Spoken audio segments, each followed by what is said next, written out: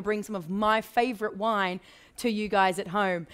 And today we've got really exciting guests. I'm really, really excited to have one of my absolute greatest friends, someone who we've been working with for 8 to 10 years, Massimo Sensi from Sensi Vini, jumping on the line today as well. I'm so excited. And if you have any questions for Massimo as we're going along, you are very welcome to pop them into the chat box and he will do his best to answer them. And if you have any questions for me, exactly the same, just put some questions in the chat box and we'll go from there. That was the kind of housekeeping, right? I'd also like to thank the guys here at AV 24/7 or Studio 24/7 for making me look fabulous each and every week. This is probably going to be the last Friday that we do this, now that restrictions are lifting and all that. We want you to go out, support your local restaurant, your local bar at this time in the afternoon. But don't worry, we have something planned for you. We have something in the works for you. But without further ado, let's get into our white wines today. We do hope you have a glass of wine at home. If you do, please pop into your chat box what you're drinking. I mean, if there's any restaurants that you're excited to go and visit this weekend, please let me know. Where are you going from the 1st of June? I'm excited. Who isn't? Okay, so we're going to start with Sensi. This is not because Massimo's coming on, even though we will be focusing on Sensi wines when he is here. But this is honestly one of my favorite wines to just wet the whistle, start the weekend off. It's a great Friday afternoon wine. It's a great summer wine. Sit on the back porch and drink it. But it's, to me, one of the best wines to have with food. This is the Sensi Collezione Pinot Grigio. Pinot Grigio from Veneto. So Veneto, known as cool climate, which means that there is a lot more acid in these wines. So hopefully you've been following along for the last few weeks, so you know what acid means. But yeah, so it's quite cool up there. So the grapes maintain their little Pinot G for me. I love it. The grapes retain their acidity really, really well. Let's have a look how this goes on the nose. Oh wow, it's really tropical. Ooh, super tropical. Lots of citrus, lots of tropical notes, and you do get that little bit of saltiness. Who has tried this wine? This is probably our biggest selling wine, both in restaurants and retail. Absolutely beautiful, but definitely lots of, just a pop of like tropical fruit. Really, really lovely. Let's give it a whirl.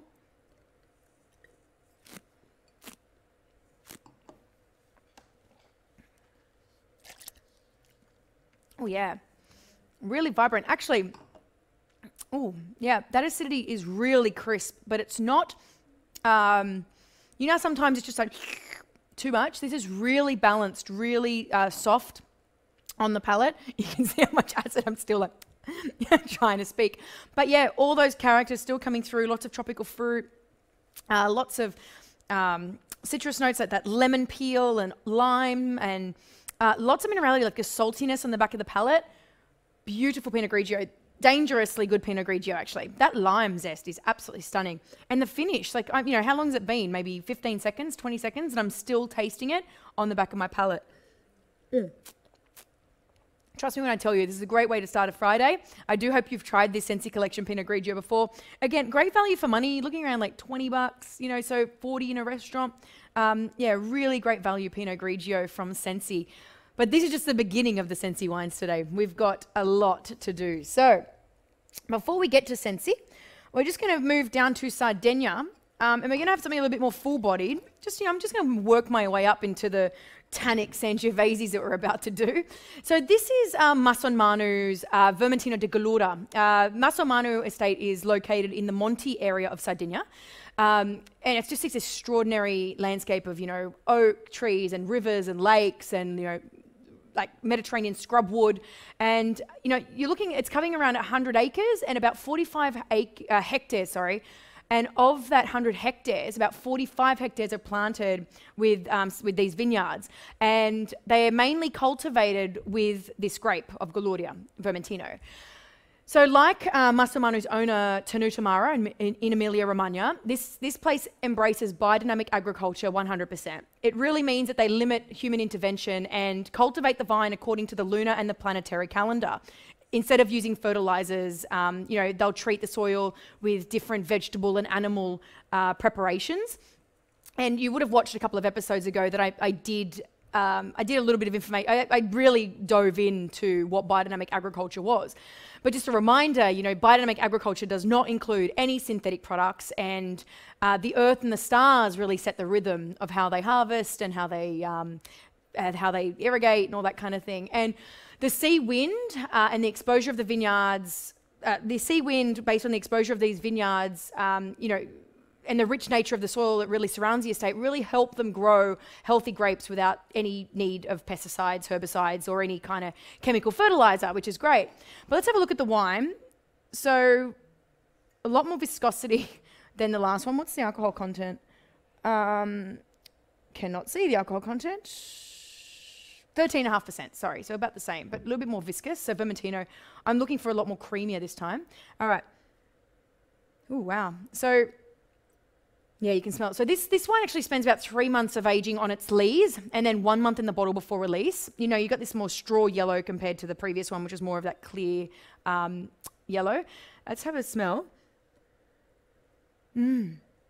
It's really nutty. There's like a real almond nuttiness that comes through, but still that citrus that you'd expect from a Vermentino as well. It's very perfumed, actually. So like what I love about Pinot Grigio, for instance, is it's crisp, dry, herbaceous, easy drinking, nothing pretentious, yeah? It's great for the back porch. Something like a Vermentino, like this, is something that I'd bring, and obviously Sensi does that as well. You'd bring this to dinner. This is something that I'd have with food. Even though it's, you know, could be an aperitif as well. So yeah, lots of almonds, like nutty notes, floral notes. Let's have a look.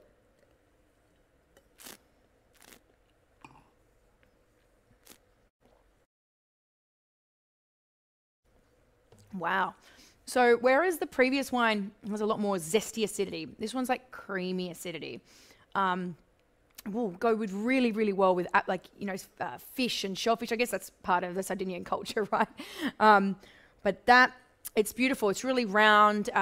All those notes carry on, especially that kind of nutty marzipan, almond marzipan note that comes through. And that's obviously from sitting on its lees. For those who don't know, lees is the yeast that it starts fermenting in. Sounds gross, but it makes delicious wine. You might know it from Chardonnays and stuff like that. But yeah, delicious. Really, this is brand new to Australia as well. Highly recommend it. I think it'd sell for about $40, $45. Retail, but yeah, more of a restaurant wine, this one. That is Masson Petrizza, Vermentino di Gallura. You're all going to judge me on my Italian accent today, I know it. But yeah, before we grab Massimo, I'm going to just do one little rosé, basically because I'm a rosé fiend, you know that. This is from the same producer. This is Masson Manus Zelùiu, I don't even know what it is. I don't even know. But it's Isola de Nuraghi. It's an I.G.T rosé. It's made from Cannonau and Boval grapes. So, but Cannonau, actually, for those who don't know, even though it's a Sardinian grape, Cannonau is the Italian name for Grenache. So it's made from Grenache and Boval, which is a native grape to Sardinia. It's made on like a granite sand. It's very rich in iron, this sand. So I'm looking for it, and it's got a clay component. But having that clay component, what does that mean? It's going to be super small yield. Those grapes have to work so hard to get nutrients, right? So to put in perspective, only 50 tons to the hectare. And that, you know, so think about it, like 10 tons of grapes will make probably 600 dozen wines. So it's not very much. So they make 50 tons per hectare, 10 tons will make 600 dozen wines. So yeah, you work that out because I'm really bad at math. But how do they make it? So hopefully you remember from our rosé tasting that we did, that we are doing this in the maceration method. So they leave the grapes on skins for about 6 hours in controlled temperatures. So then we have it for at least 3 months of aging on lees and 1 month in the bottle before it releases. So you get this like beautiful, brilliant onion skin color, which is very, I find that this kind of color is very popular in Italy, this onion skin kind of color. But let's have a look at it. Oh, so perfumed, red fruit. It's like raspberries and cherries on the nose. Oh, definitely. Strawberry as well, like strawberries, raspberries, a little bit of cherry, but very floral, like white flowers, even roses. There's a little bit of rose petal in there as well. Let's have a look. Let's give it a whirl.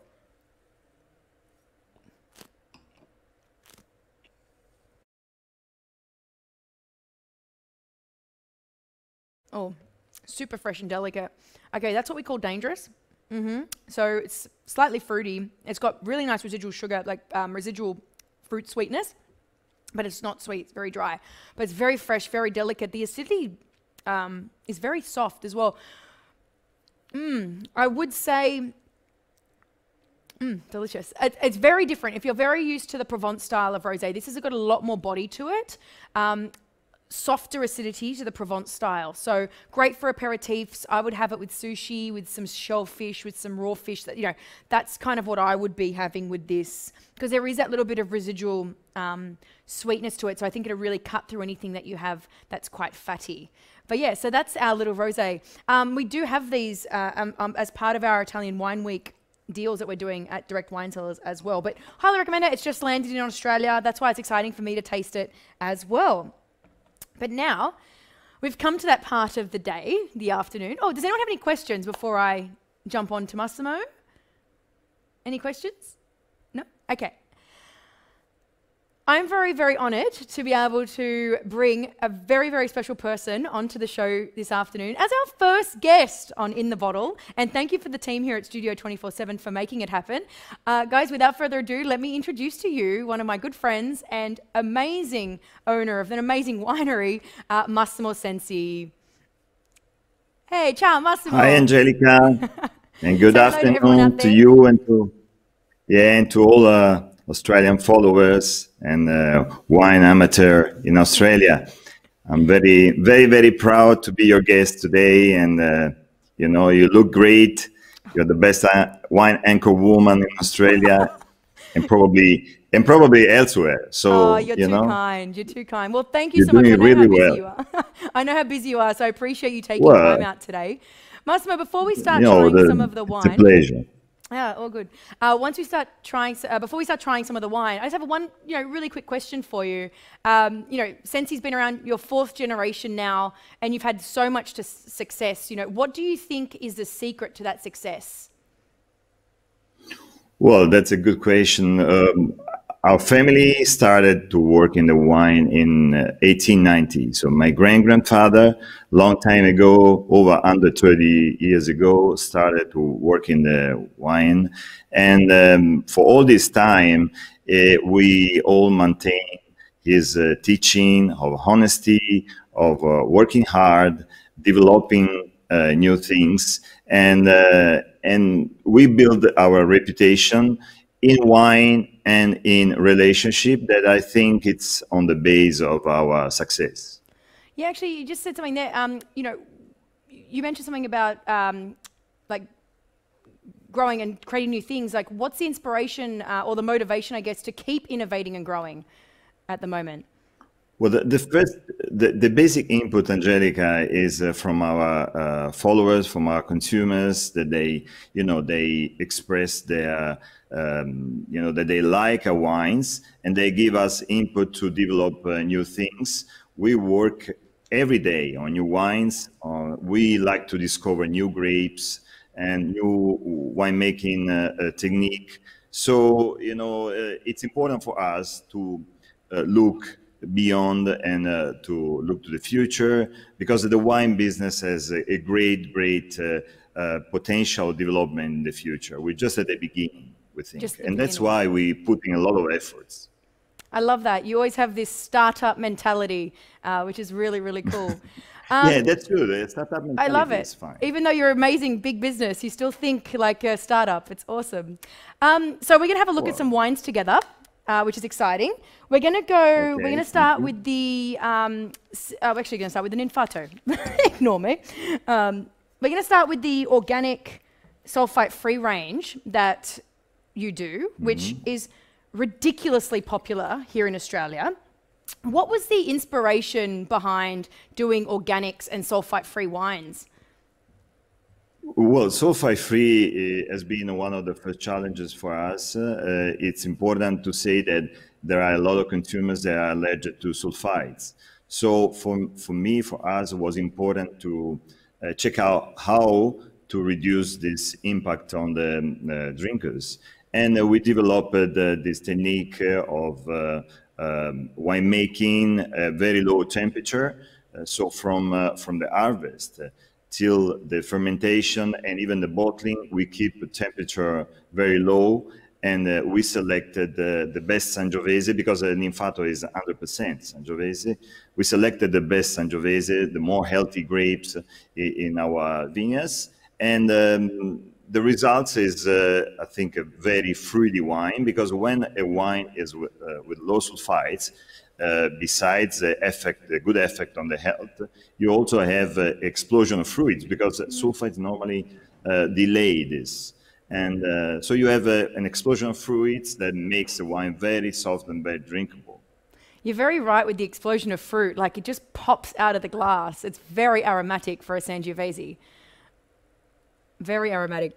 Yeah, and the surprise is that this wine that is without sulfites also has a good aging. So if you taste the previous years, you find that there's been an evolution, but the evolution is very balanced, and the wine is still very drinkable and very, has less fruit than the fresh one, but still very good. And that's important. Consistency in wine is fundamental. I have to say, we have had, like, since this vintage came, in the last probably 2 months, 3 months, the amount of people buying the Ninfato has been crazy, and I haven't tasted it yet. I hadn't tasted the new vintage, and just on the nose, it's so attractive. All those beautiful cherry characters that you expect, but lots of like black fruit as well. I'm excited. I want to give it a little try. I haven't had taste yet. What you tell the viewers at home, what should we expect on the palate for this wine? Well, on the palate, you can expect, softness, and then the wine has an immediate attached to the tongue, which is immediately the sense of fruit, a lot of fruits, black fruits, and it's one of the cases where Sangiovese, which is normally a wine which is not really concentrated because it's more famous for acidity and fruitiness, there you have a real big concentration because of the selection and because also of the fact that we produce with a winemaking technique at low temperature. So the taste and the smell is really, maintained at its top. It is delicious. Wow, it's really, really good. I haven't tried, to those people at home, I haven't tried this vintage yet, because a lot of the stuff that arrives into Australia just goes straight back out. Like, we sell it so quickly, it's ridiculous.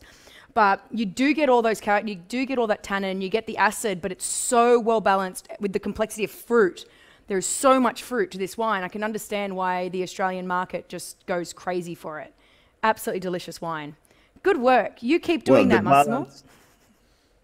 You keep making the balance is fundamental, because when you drink wine, you have to feel a balance in it's the first impression of quality. But it's also the finish. Like, I can taste it almost a minute after trying it. It's really, really well done. And it's very small yield, isn't it, that Sangiovese?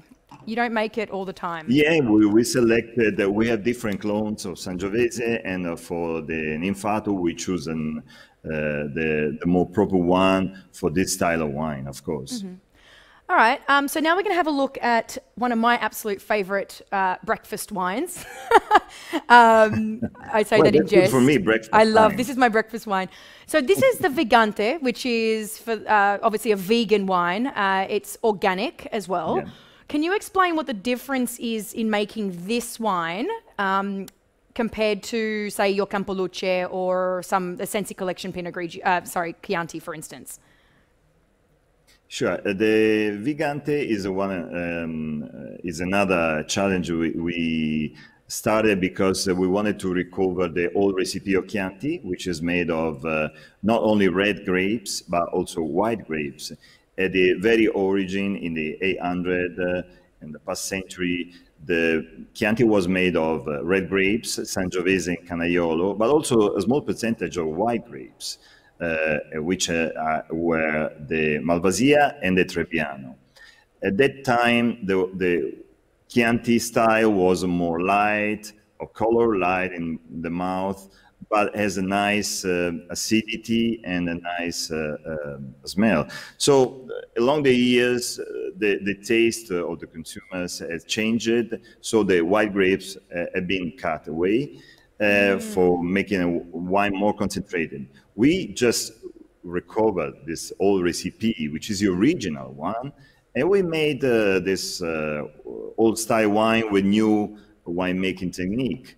And we also added the fact that we made with organic grapes and under the vegan certification. That means we didn't use any animal part for the clearance of the wine, like fish gelatin, for example. That makes a wine suitable for the vegan community, of course. So is it fined or not fined? Is this fine? Like, is it unfined? No, it's just naturally fine. Naturally, yeah. So for those at home that don't understand, when a wine, to make it clear, to make a wine like so it's not cloudy or anything, it goes through a filtration system, which is normally like a casein or an egg, like a fish kind of product. So the vegans do have a problem with drinking wine because of that. So that's for those people at home. So this is unfined. This is like a natural, more of a natural filtering, which is awesome. One thing you do get from the white grapes is aromatics. Again, very similar to the previous one, but yeah, and the white grapes also add a nice smell. So the wine is very delicate compared to most of the red wine we're doing. It's less impact from body, but it's still 13.5, but as a more elegant. It's one of the red wine that I always suggest on fish, for example, which is particular. So for the acidity and for the delicate palate that it has, it's also drinkable with fish or more light meals. One thing, for the people at home, a little bit of trivia about Massimo. You have no sense of smell, which is funny, even though he has an amazing palate. And I was going to say what it smells like. Say again? Yeah, to be very, very trendy, I lost my sense when I was a kid for a virus. So I'm one of the first ones that I had this. Had coronavirus. So yeah. Wow. No, but it's funny because you have a fantastic palate. But I was going to say, on the nose, you almost get this aniseed, like you're getting this real aniseed or fennel kind of seed. Aniseed. You know aniseed. If I say aniseed, you know that. You get that on the nose, which is really, really beautiful. It's just very aromatic. You can really feel that you can smell that there are white grapes in here. But let's give it a little whirl. Well, again, when you pour in the glass, it doesn't look a big wine, but it's not made for that. It's made to be delicate, elegant, persistent in the mouth. And we put a lot of attention to the elegance of the wines. This is one of the most elegant we do. It is super elegant, very soft tannin, very nice acid. This is definitely like when people are sitting at home on a Friday watching TV, you put on some Netflix, grab a pizza, a bottle of this. Beautiful wine, but lots of, again, what do you expect from Chianti? Lots of those beautiful cherry fruits, red fruit. But this beautiful aniseed flavor that comes through, absolutely light and delicate, not as acidic as you would expect from most Chianti. Most Chianti is like licking dirt, I always say. But it's very soft. I always call it like adult Ribena. That's how I like to explain it. That nice fruity light, chill it down if you want.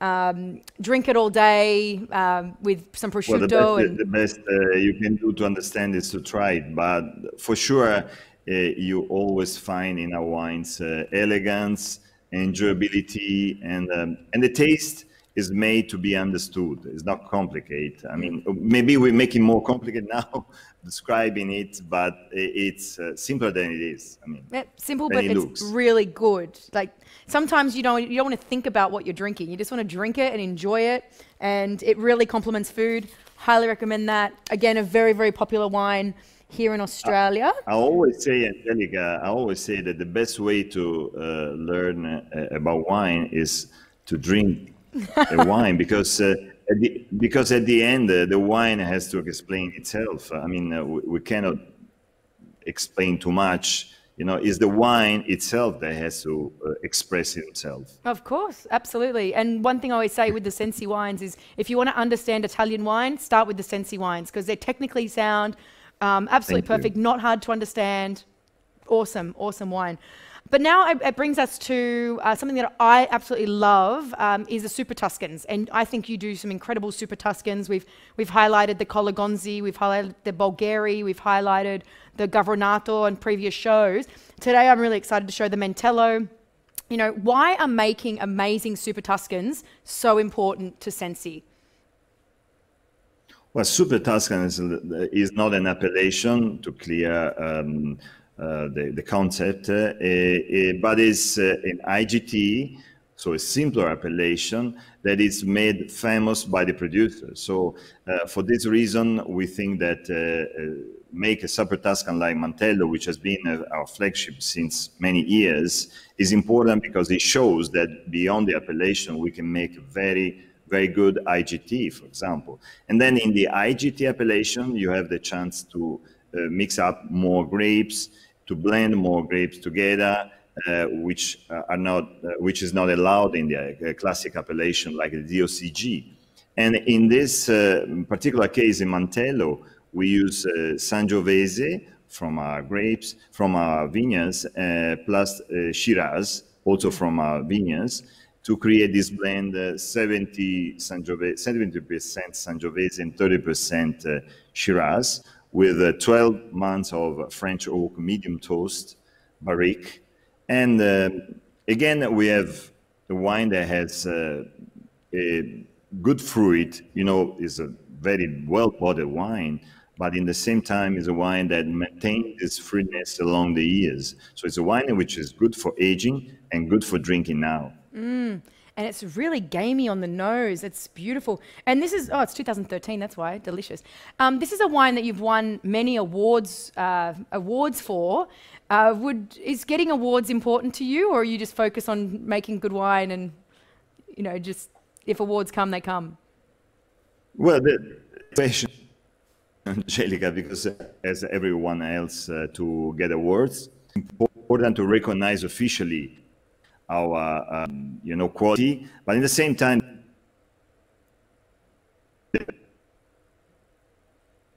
we're losing you. The Italian is when there's a word for us. Sorry, go back a little bit. We lost you for a second there. So you said that you'd like to get recognized. Awards are important. Yeah. Awards are important, but this award is when consumers. Okay, I think we're having a few. I receive emails from saying, "Oh, I drank a bottle yesterday with my family, and you made my evening." So that's the best award for me. I 100% agree with that. It's about the general consumer rather than the big guys. You know, when you get someone who's created a new relationship with your wine around their family, that's the perfect thing for me. I love it. Okay, so let's have a look at this wine. So 2013, so it's a bit like it's moving on in age. So I'm getting that gaminess. You're getting it from the Sangiovese, but also from the Syrah or Shiraz. Still a little bit of fruit, but more of that tobacco, leather, exactly like what we'd expect from an aged Sangiovese. It smells delicious, by the way.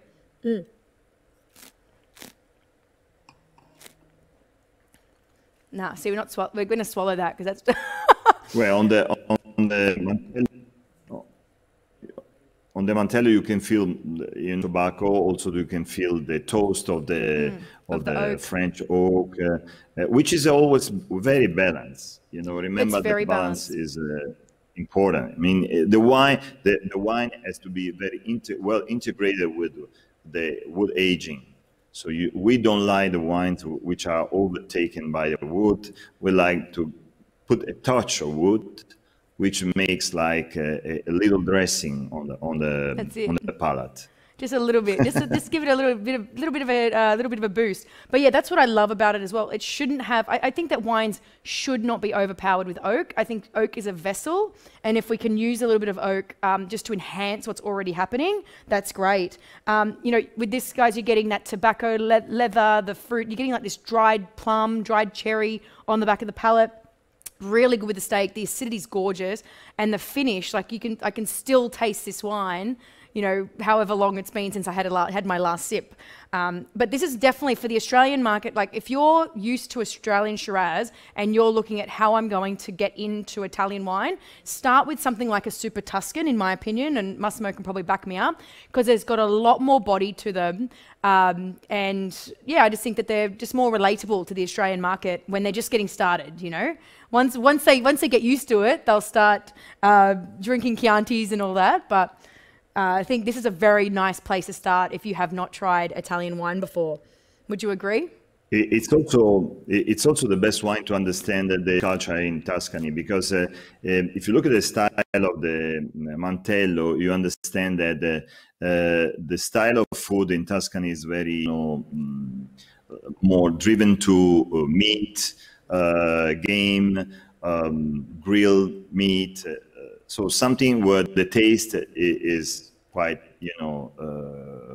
strong, and the Mantello with the softness, it's a nice, balance in this Tuscan traditional meal.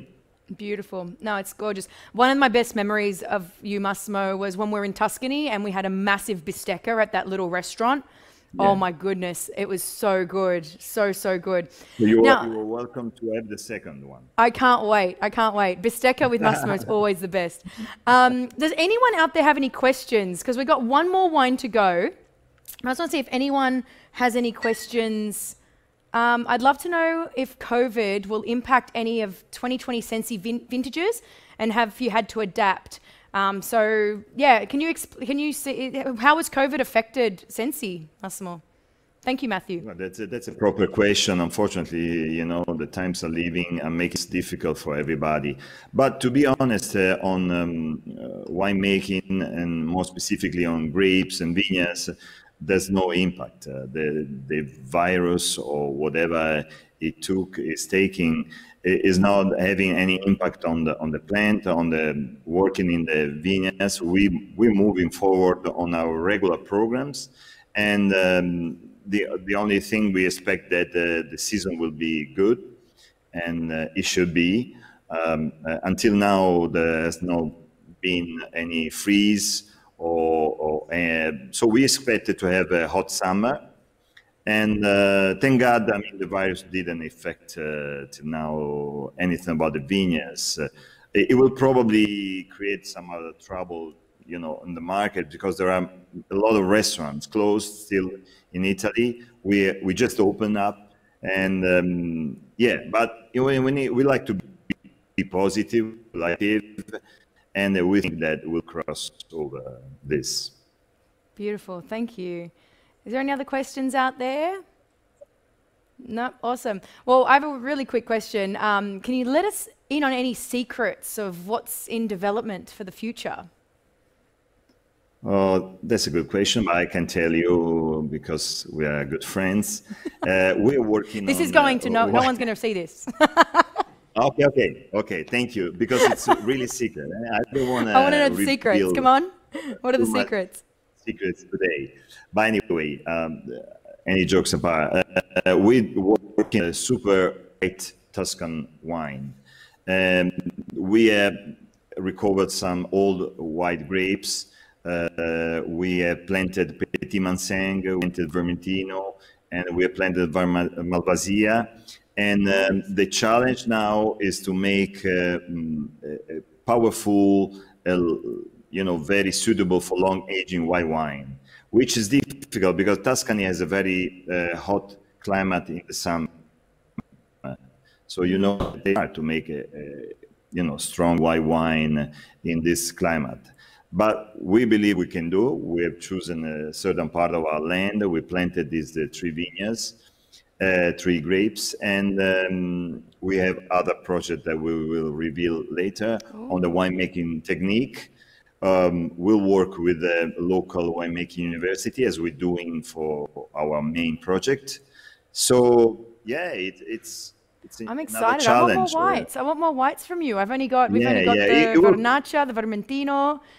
We've got the Pinot Grigio, but we need more whites from you. I'm excited. Petit Mensang, it's exciting. Yeah, I and like it. what is important is that this challenge is for the aged wine. So something that you can even keep in your cellar. That doesn't mean, again, that you cannot drink now, but you can store for longer time.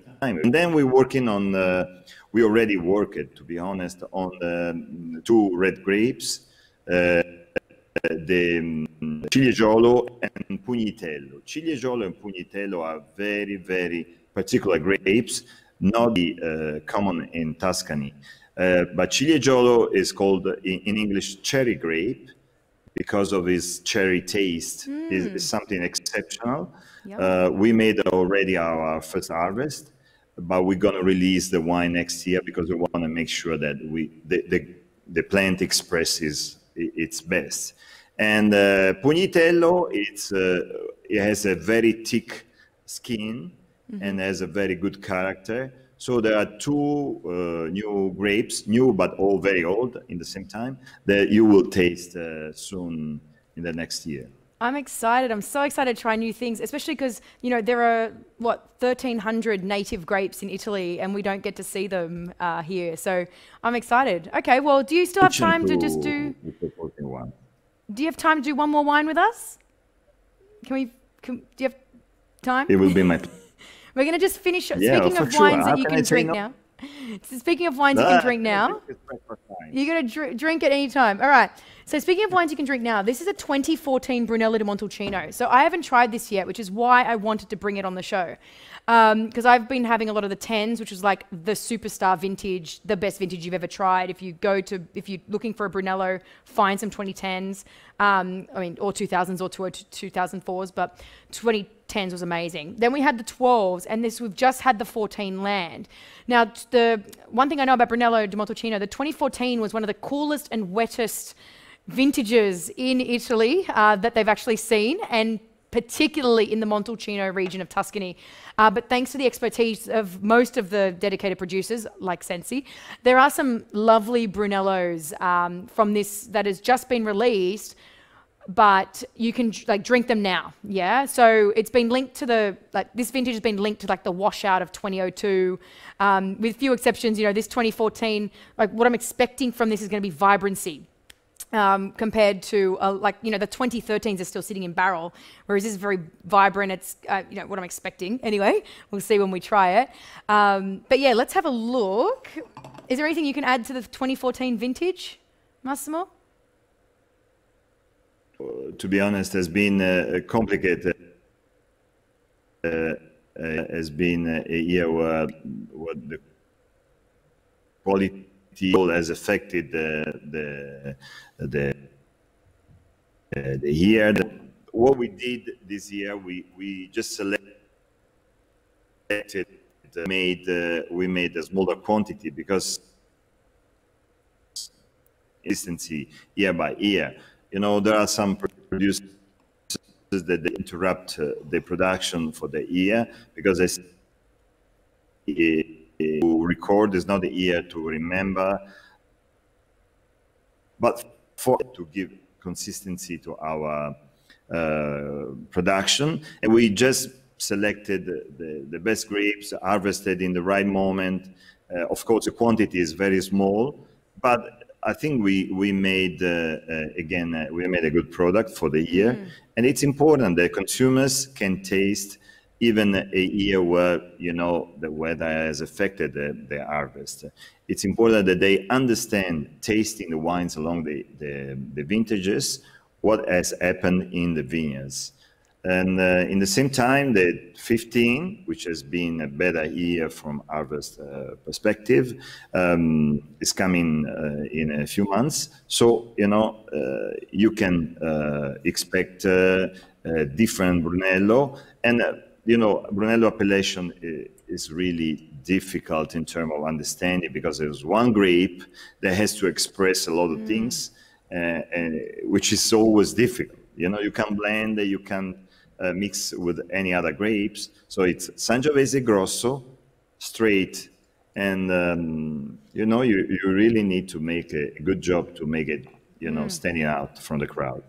Well, it smells beautiful. It really does. It's got this real elegance on the nose. You're getting all the characters that I expect, like that. Like there's a lot of oak. There's the tobacco, that leathery characters coming through. Yeah. Look, you can't. I love that what you said. You know, you want to express what the vineyard, like what the weather did. Like you want to express the terroir, basically. You want to express everything that happened in the vineyard. You still want to keep the vintage, but you want to express it, and it's beautiful. I love that. Yeah. So you know, you had the heavy rains and all that kind of stuff. You just decide to harvest less. I love that. That's really good. But let's have a little whirl of it.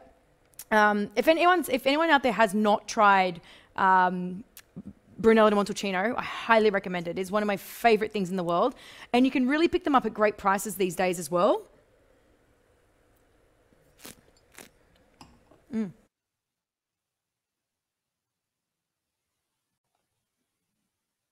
It's really elegant, isn't it? Like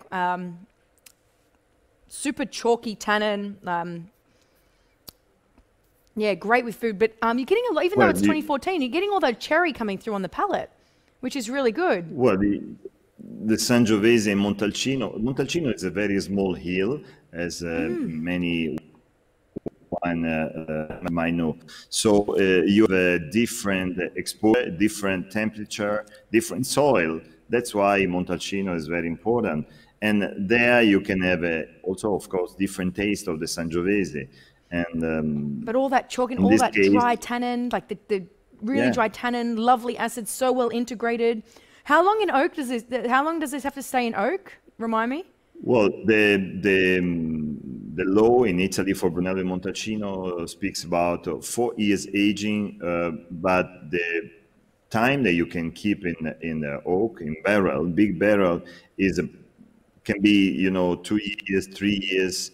You know, is flexible, but you know, again, the time and the quality of the wood and the quality of the grapes makes the wine well made.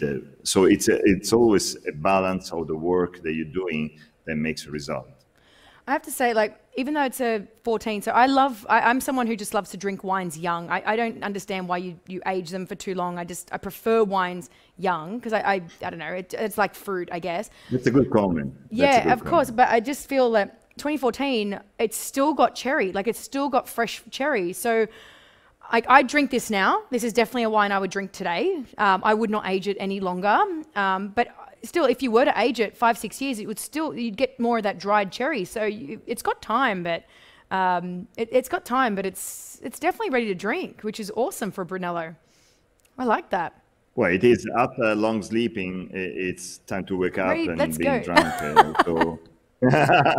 I love it. After a long time of sleeping, it's time to wake up. I love it. Now, Massimo, for our viewers, I've always had the question of, can I come and visit Sensi? And I always say, no, you can't because he's too busy. Do you have a cellar door? Is there, can people stay? Like, explain how you work. Well, we are always happy that when our followers or consumers come and see us. We just set up a new location in Montalcino where people can stay and book, of course, for the right period, and they can have, you know, they can eat there, they can swim in the swimming pool, and they can drink a good Brunello di Montalcino. So I think that it's a property that everyone who come to visit us is welcome, and will drink a good Brunello with us. And if anyone wants to go to Fattoria di Calapiano to get married, I'm sure they can do that too, right? or we are always happy to marry people, you know. It's our second job. It's our second job. It's your second job. I love it. Guys, Massimo, thank you so much. This adds so much character and so much, I love seeing behind the scenes of some of these wines. And at least people know that what I'm saying is not a lie when you second everything that I say, which is great. Thank you so much. We will continue to enjoy the beautiful Sensi wines here in Australia. If anyone has any questions for Massimo, please feel free to put them into the chat box, and I'm sure he'll jump on and he will answer them for you. So thank you so much, Massimo, for joining us today. That was so much fun. Guys, I'm going to get back to this amazing Brunello Di Montalcino. As I said, this is our last Friday doing In the Bottle, but don't worry, we have something for you in the upcoming weeks. And I just want to thank you so much for joining us today. I do hope you enjoyed that format, having a guest on. We do have another guest coming on. I've got some guests. So let me know if you like this kind of format, okay? But until next week, thank you so much. Please remember to drink some bloody good wines. I'm Angelica, and this has been In the Bottle. Thanks so much for joining.